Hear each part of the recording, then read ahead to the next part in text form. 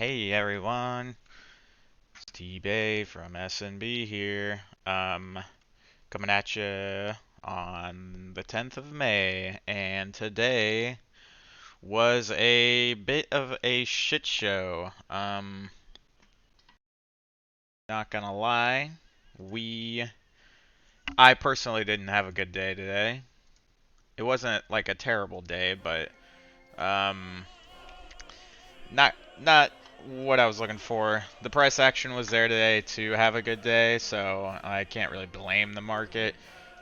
Not that you can ever really blame the market, but there were setups. I just was not hitting on them. I was always late to them. I was always head up my ass looking for moves that weren't there. Let's see if I can move this monitor so I actually see it. Hey, look at that. How about that? Um, yeah. So I went over most of my trades in my previous video, but I just wanted to analyze a little further on my later ones. So, yeah, we had a messy day. Um, Terrible price action. I mean, look at this. Like, I mean, good if you were on the right side of things. I just never was. It just wasn't hitting today.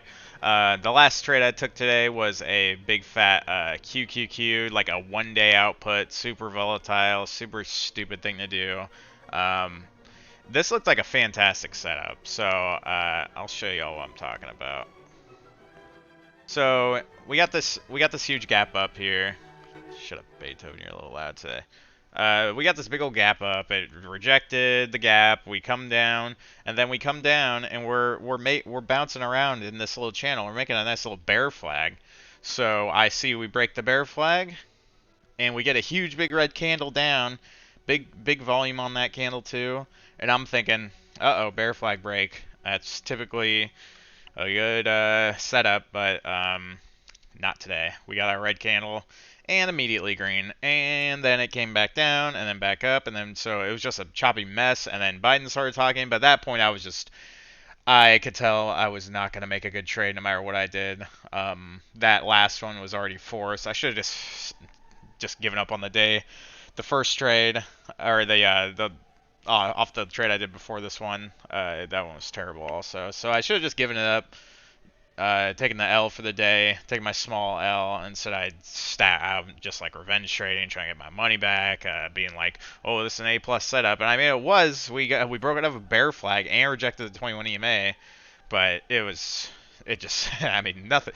This market is just if I don't know. I can't be mad. I'm just mad that I even was trying to trade by that point.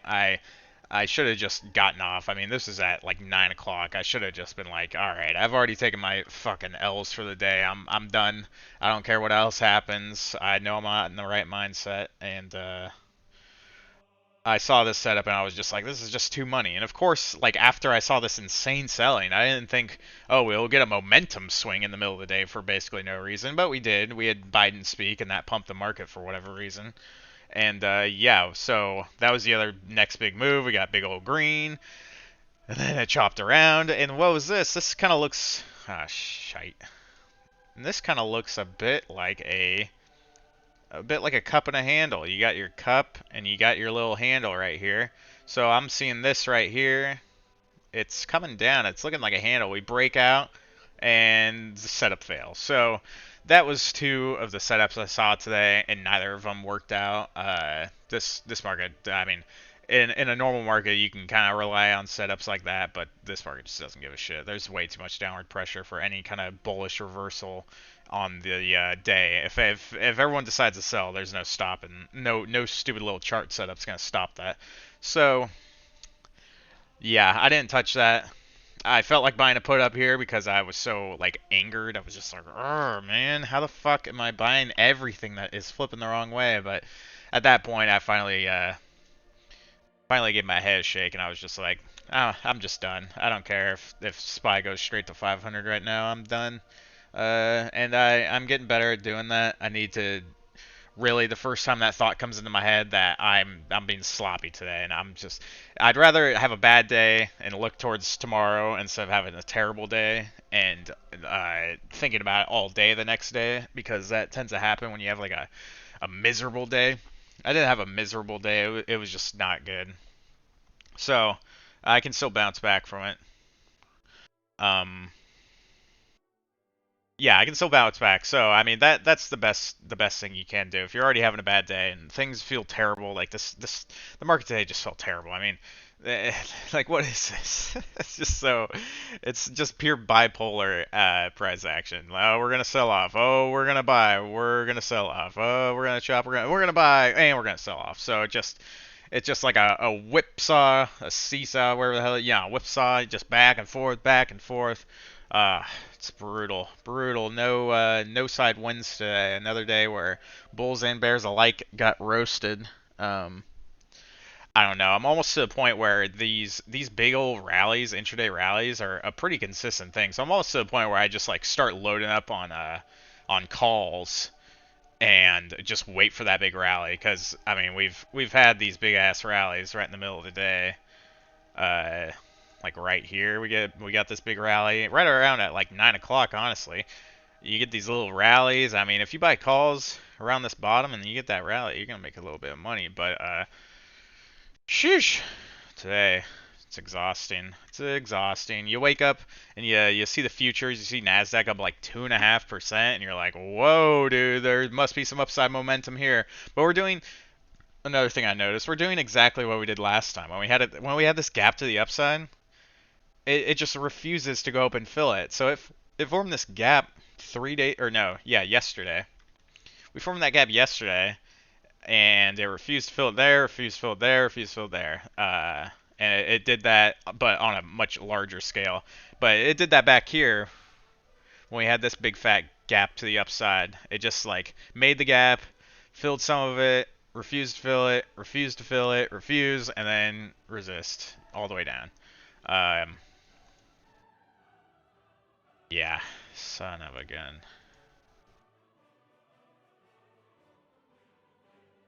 So here we are at the down or at the bottom of this little channel we got. Why is my chart being so wonky today?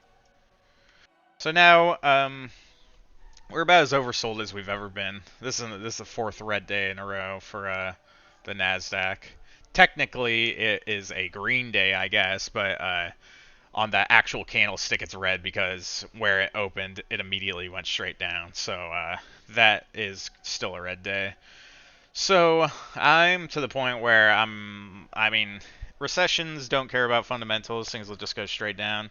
But with our catalyst tomorrow, that CPI data, I'm to the point where it's like the Nasdaq has just been selling off so badly. There has to be, it just has to be a bounce at some point. If anything is going to cause that, it is going to be CPI data that, even if it's probably bad, I don't think the market's going to react poorly to it. I'm really bullish going into it. I think these kind of catalysts are almost always, if it's at the end of this kind of selling, or if like this kind of selling has been going up to that event, I think we get a bounce. So I took a look at what kind of stocks are going to get the biggest bounce, what kind of stocks are going to do good during a recession, what kind of stocks are growing still, going to continue growing through the recession, what kind of stocks are kind of luxury stocks that middle to high income households are buying their goods and they won't be affected by the consumer, the lowering demand from lower income households. So that would be Tesla.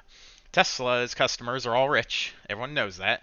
And it is one of the best stocks out there at the moment. I mean, it's going to continue growing. Their guidance was insane. I mean, by all means, they're going to continue growing and thriving. I know it's still pretty overvalued. I am entering it right. I got right in at right about 810 is my average. So we closed above 800 by 4 cents. Of course, after hours we're creeping below that, but my thoughts on it are just obviously you see it's super oversold. It's about as oversold as it ever gets. Every time it gets this oversold, it almost always bounces. See right here, bounce. See right here, bounce. So we're getting there on the RSI. The RSI is like at 35. Super high reward to pretty low risk. I'm probably gonna cut it if we go down to like 780. But I think short term, like super duper short term, I'm talking like the next 2 days. I'm not holding this shit. I'm thinking that is the play here. I think people are gonna look for stocks that aren't gonna be completely decimated by lower spending from the lower income part of America. You got your Walmarts and your like all those kind of grocery stores. I mean, everyone's still gonna be shopping at grocery stores, but like the kind of like lower end retail kind of shit. Tesla's high end, so I think all those rich people are still gonna be buying up Teslas, no matter what happens to the economy. They'll be fine. It's always poor people that are destroyed by recessions. The hell is this? Um, So yeah, that's my mindset going into it. Their fundamentals are all just solid. All the technicals, all the financial jargon, it's all amazing. There's a reason Tesla's so expensive. But yeah, risk to reward I think is really high on this. I am aiming to see. I mean, I'm aiming for this gap to fill in the very least. If we get this gap fill, I will probably sell on that. That'd be about a 250 some dollar profit if we get that. Um, Right now we're just holding up this level really well. I think we could potentially, and then I noticed this on the 15-minute chart. We kind of have an inverse head and shoulders forming right now. So we got our shoulder over here, our head right there, and we're forming our shoulder right here. Um, Now we do have this kind of clear resistance line that we're gonna have to break through. But I like it if it can hold 800, and I'm just really bullish going into tomorrow. We have a lot of cash. I didn't want to just be super duper cashed. If tomorrow is a big old rip to the upside, I wanted some exposure to that. I'll still play it, but god damn, dude, this market just drives me crazy some days. Like this price action you can get in a day is just what is going on with this chart, dude? Like this price action is just ugh. I don't know. I need to start going back to the roots and just like just drawing like simple low resistance lines, because I can show you like 5 trades that would have been money off this chart. So we got our second bounce right here on SPY. And it's easy to see these trades like when you look back at them. Obviously, you know what's gonna happen, but it's hard to act on them in real time. But I mean, geez, you got this resistance line right here going all the way down. Could have bought a call there, but then you get like one green candle, so that's not a great call. And then it goes down, down, down. So that's why that kind of trading is kind of tough. But you had a pretty clear. Let's see if I can actually friggin' draw this stupid thing. You had a pretty clear resistance line right here too, and once that broke, that was when that ripped out of there.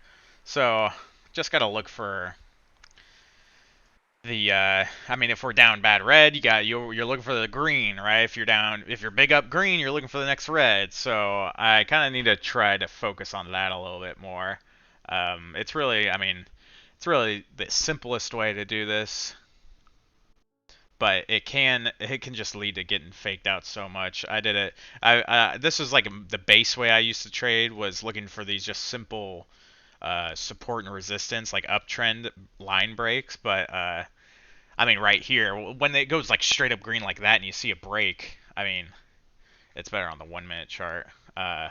It's just hard to like execute an option based on just that one little candle move, because a candle can go straight down, like it can go up big and then just drop down in the same candle, then close, and your setup just fails. So it's a lot about waiting for the candle to actually close.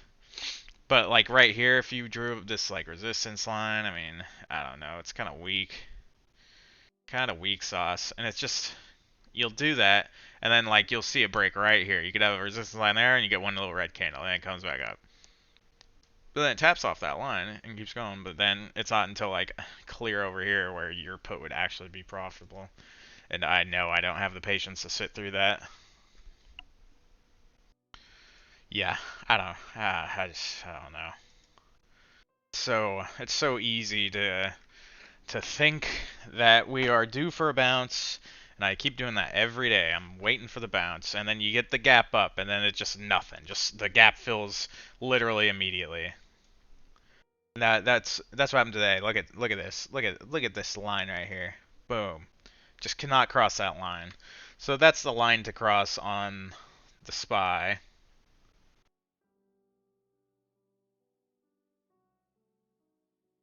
Sure, it's gonna gap up tomorrow and create a ugly ass chart, but so we have two gaps up here on SPY now. We got a big one right here. These are fat gaps too. Like this is 406 all the way to 410. Up here is 425 up to like 428. I mean, jeez, we got like 2% worth of gaps up here. Whew. So yeah, that's what I'm looking for tomorrow. SPX held 4K just barely today, I think. Yeah, 4001. So, yeah,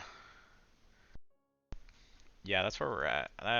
And then I did add I nibbled on Nvidia. I threw in another 5 shares on Nvidia.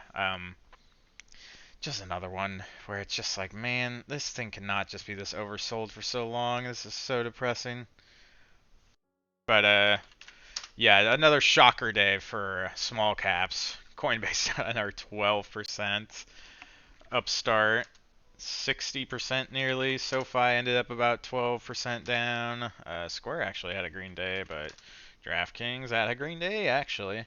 Um, yeah, it's just wow. It's like a pure liquidation. The liquidity is just like it's like a sponge, and that sponge was underwater for like 2 years, and then they pull that sponge out, and it just like they're just wringing the liquidity out of it, and that's what the market's doing every day, just getting wrung out. Just every last drop of that liquidity is just coming out. People are just sitting in cash right now. It's a wild market we're in, and I mean days like today where you see the gap up, and I mean it's so hard to see a gap up and just not feel bullish whatsoever. But that was the move to just I mean if you just woke up and you saw big old gap up, and then you're like, well, the inflation's still bad, the economy's still going down the toilet. Why would I think this is real? I'll just buy a put, and that would have made you a fortune. Like big old put right there. Brutalized. And then this is like such a clean cup and handle too. I'm so frustrated. You got the top of the cup up here, and then you get your little like channel coming off of it, but just nothing. It can never break out of it. It just went straight back down. So it could still be like a cup and handle, I guess, if you wanted to call it that, but don't know. Let's look at what Facebook did. So Facebook, we failed to hold 200. Also had the exact same like cup and handle look. This is what I'm talking about. Every stock, all look at that's Facebook's that's Facebook's chart today. Cup and handle. What did Apple do? Oh, a cup and handle. What did Google probably did the same thing? Yeah, oh yeah, cup and handle. Oh man, I wonder what Amazon did today. Maybe Amazon did something different. Let's see. Oh, look at another cup and handle right there. What's another big name? Tesla. I already talked about Tesla. Cup and handle. I'm sure Netflix even managed to have a cup and handle. Fucking A, no way it did. It just that's why I'm focusing on the Nasdaq and SPY, because it's just everything's just a big. It's all just one big stock right now. Like there are just no. Let's check Microsoft. Microsoft might have had a different. Oh no, it had a cup and handle too. It's so annoying, so frustrating. Because I used to like love that was I mean a lot of people that's how they were trading for years was like you look for the outliers. It's like where are the performers? If you see the Nasdaq tumbling, but this stock is like kind of holding green or even kind of going up, you're like oh damn that's a good play right there. Because then when the Nasdaq does inevitably turn around, that is gonna rip.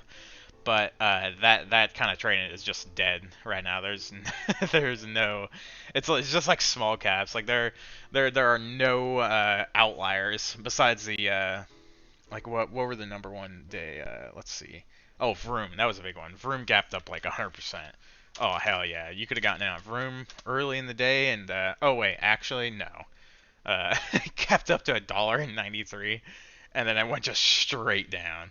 Like it's literally just pump and dumps in the small cap space right now. It's super depressing. So depressing. Just some brutal stuff going on in this market. I cannot. It's a lot. I'm sure I'm not the only person out there that just like is just shocked every single day this shit happens, and it's like, how do you just make any sense of this? How do you make any sense of this? Like, there's you can't even look at the Nasdaq now and be like, oh, what's the next level? It's like the next level happened like 3 years ago. It's like, oh, over here, I guess that's a level. Yeah, that could be a level, maybe. I wouldn't know because the last time I was at this level was when we were in a meme market where free money was everywhere and literally everyone was getting free money. Now we're back into reality, so it's hard to look at past levels and be like, oh, that could hold up when it was from a time when the market was completely different. So, yeah, it is depressing. Ooh, it's a little depressing. I know the pain. There's gonna have to be a bear. I know there's gonna be a rally soon. I'm gonna say it every single day, every hour on the hour. There's gonna be a goddamn rally. I don't care if it kills me. There's gonna be a freaking rally. There has to be one. My God, it's just stupid. So yeah. Drop a comment if you guys are feeling the same way. No, I'm just kidding. I know no one watches these. Uh, but yeah, CPI data.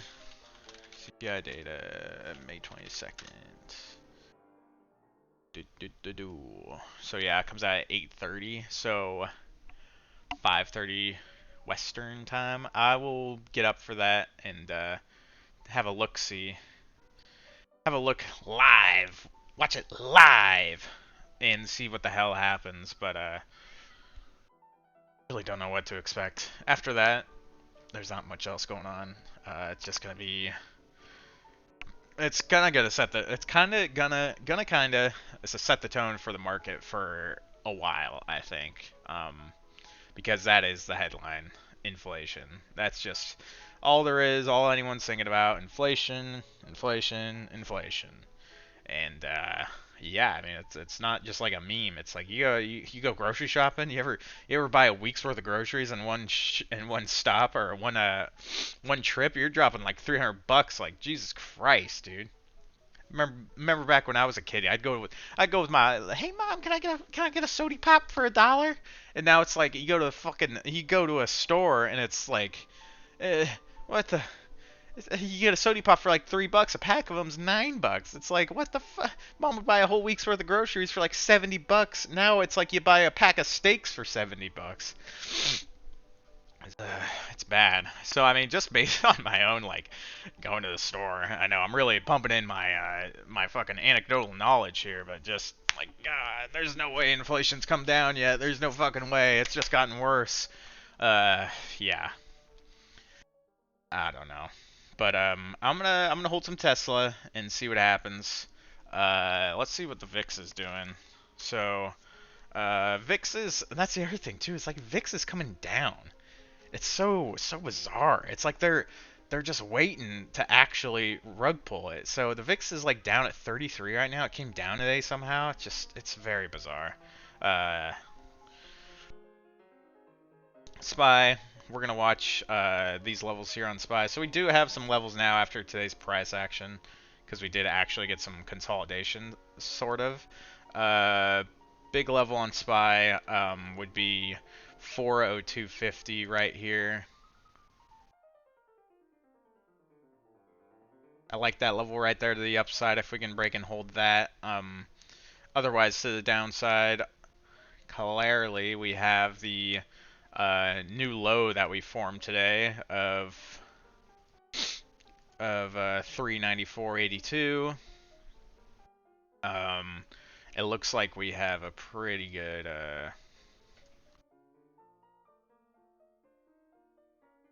got a pretty good trend line right here, I would say. Gotta break that.